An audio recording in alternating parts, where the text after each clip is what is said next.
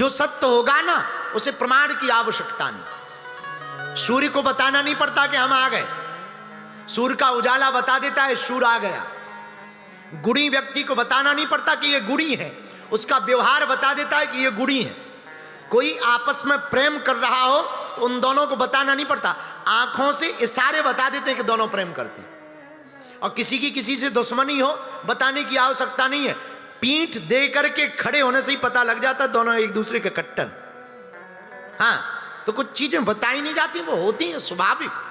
इसलिए प्रवीण जरा भागवत पढ़ना तो पहले श्लोक में ही तुम्हें पता लगेगा सत्य क्या है। बोले सत्य क्या? श्री कृष्णाय वयम नुमः। भगवान कृष्ण सत्य है। भगवान कृष्ण का जब प्रकट भी हुआ है ना तब गया सत्यव्रतम सत्य परम त्रिसत्यम सत्यस्य योनिम निहितम च सत्ये सत्यस्य सत्यम मृत नेत्र सत्यम सत्यात्मकम त्वाम शरणम प्रपन्ना। जो सत्य से भरा है, आनंद से भरा है, वो सच्चिदानंद है। लेकिन कौन सच्चिदानंद? बोले विश्वोत्पत्त्यादि हेतवे, जिसने पूरे विश्व को बनाया, उस उत्पत्ति के जो कारण। बोले कौन? बोले तापत्रय विनाशाय, जो तीन तापों को मिटाने की क्षमता रखते। कौन कौन से ताप? दैहिक, दैविक और भौतिक। बोले वो कौन है? श्री कृष्णाय वयम नुमः। वो है भगवान श्री ठाकुर जी। उन्हीं ठाकुर जी की कथा है भागवत। पर प्रश्न उठता है कि अगर सत्य गोविंद है तो हम सब उसके वंशज हैं। बिल्कुल, फिर हमको भगवान दिखाई क्यों नहीं पड़ते? बोले एक बात बताओ, दूध में घी होता कि नहीं होता? बोलो हाँ या ना। अरे जोर से बोलो, बड़े कंजूस टाइप के बैठे हो। नवरात्रि का तुम भी व्रत हो क्या? हमारी तो कहो, हम एक टाइम खा के भी चिल्ला रहे, कथा गा रहे हैं, एक टाइम वो भी फलाहार पर, और तुम लोग ऐसे बैठे हो जैसे 4-6 बिल्कुल थप्पड़ खा के बैठे हो। थोड़ा ठीक ठाक बैठो। अच्छा बताओ, दूध में घी होता है कि नहीं होता है? अच्छा, बढ़िया पूरी निकाल ली हो, दूध डाल दो तो क्या पूरी निकलेगी? बोलो बोलो, क्यों नहीं निकलेगी जब उसमें घी है? नहीं निकलेगी महाराज। क्यों निकलेगी? घी तो है, पर एक प्रोसेस नहीं हुआ तो नहीं निकलेगी। प्रोसेस क्या? घी का पहले दही जमाओ, दही का पहले मक्खन बनाओ, मक्खन को अग्नि पे जला तपाओ, इसके बाद में घी बनेगा, फिर बढ़िया बढ़िया मालपुआ पूरी निकलेगी, चकाचक आनंद आ जाएगा। हाँ जी या ना जी? बोला। उसी प्रकार ठाकुर जी भी हैं, भगवान भी हैं, पर बोले दिख क्यों नहीं रहे? बोले दिखेंगे भी तब जब हृदय में भक्ति का दही जमाओगे, उस भक्ति को तप के त्याग पर जब तपाओगे तभी उसमें से रस निकलेगा। जो रस निकलेगा वो आंखों से गोविंद को दिखाई पड़ेगा, आंखों से गोविंद को देख पाओगे। इसीलिए ब्रह्म का देखना तो सरल है, पर मंथन करना जरूरी है। बोलो सीताराम। जोर से बोलो, और जोर से बोलो। ऐसे ठाकुर जी का यह ग्रंथ है श्रीमद् भागवत। क्या? श्रीमद्। और पता है आपको, भाष्यते सर्ववेदेषु गीयते नारद आदि वदन्ति त्रिषु लोकेषु तरन्ति भवसागरः। सभी वेदों में जो भाष्यते है वो भागवत है। किसने गाया? सौनकादिक नारद ऋषि ने गाया, ये भागवत है। बोले कहां? बोले इसकी चर्चा तीनों लोकों में, वदंती त्रिषु लोकेषु, तीनों लोकों में चर्चा। बोले फिर फायदा क्या है? बोले जो भी सुन लेता है सो तरंती भवसागर।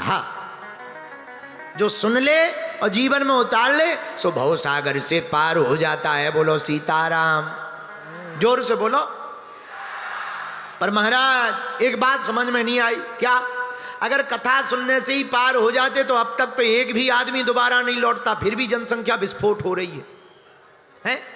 फिर भी इतने आदमी बढ़ते जा रहे हैं। भारत ही 140 करोड़ प्लस हो गया, चाइना में 2 नंबर 3 नंबर पे 2 नंबर पे लगातार भीड़ बढ़ रही, और आप कह रहे हो कि भागवत सुनने से तरते हैं और भारत में इतनी भागवतें हो रही। अरे भैया, भागवत सुनने से नहीं कोई तरता, भागवत सुनकर कोई जीवन में उतार ले सो तर जाता है। हाँ, अब सुनने वाले तो बहुत हैं, उतारने वाले नहीं है। ज्यादातर तो 7 दिन करते राधे राधे राधे राधे राधे, और 8वें दिन आधे आधे, सब आधे आधे हो जाते, इसलिए कल्याण नहीं होता। बोलो सीताराम, जोर से बोलो, जोर से बोलो।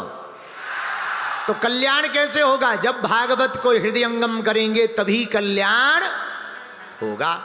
तो धन्य है भागवत, और ऐसी भागवत नहीं है। जब भागवत की कथा श्री सुखदेव जी महाराज राजा परीक्षित को सुनाने लगे, सोई देवता आ गए। क्या हुआ महाराज, काय को प्रकट हो गए?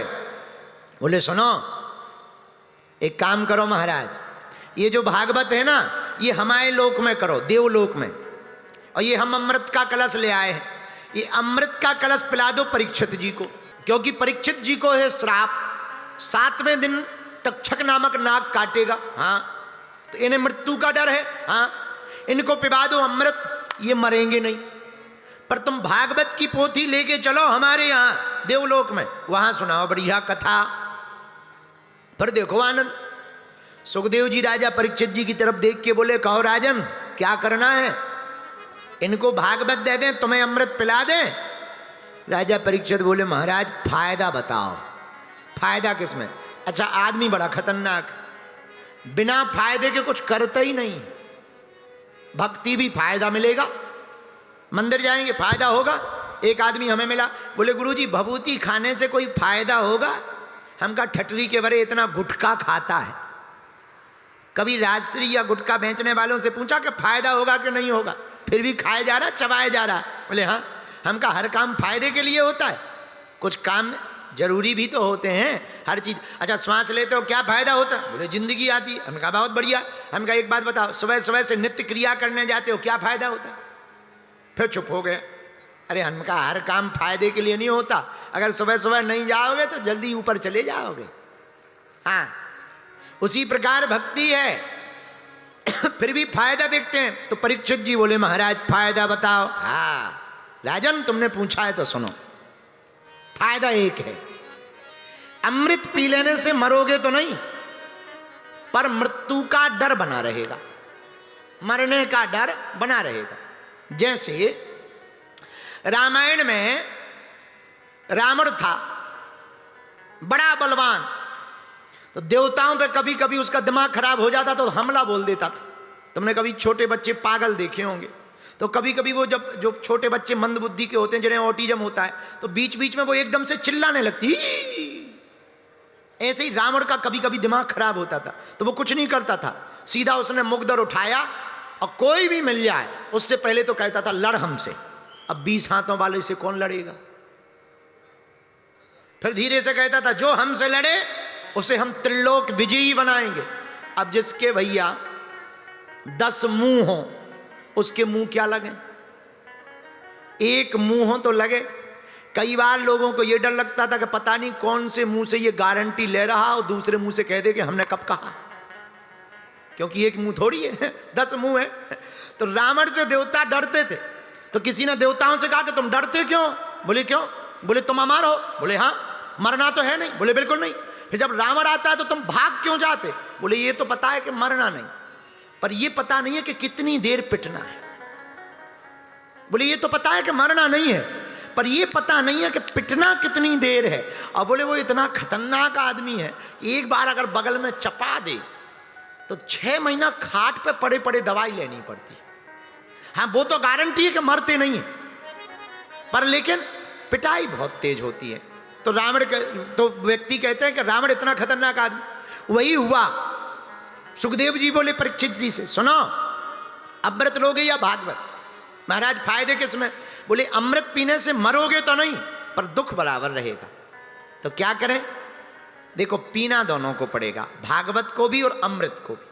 पर अमृत को मुंह से पीना पड़ता है, भागवत को कानों से पीना पड़ता है। बोले महाराज फिर तो हम भागवत को पिएंगे।